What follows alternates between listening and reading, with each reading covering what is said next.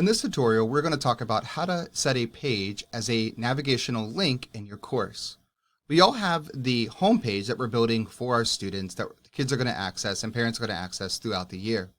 But we're also building pages in our courses based on units or a page full of resources that we would like our students and our parents to have access to. And we're going to put it right over here. So for me, I have in my pages a yearbook page that I've created. I would like students to have access to this, but I do not want to make this my home page. So I'm going to grab this URL here. I'm going to go down to settings. I'm going to go to apps. I'm going to type in redirect.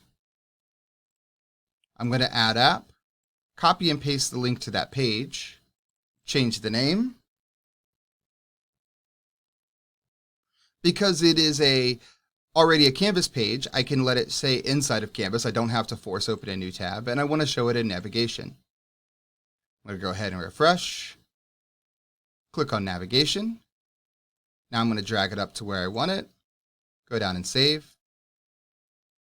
And now students, when they go to the home page, they'll see that there's this home page of resources, but then there's also this yearbook page that's linked right here. Automatically goes right to that page already, and now they can access this page as a resource without having to find it under pages. Thanks for watching.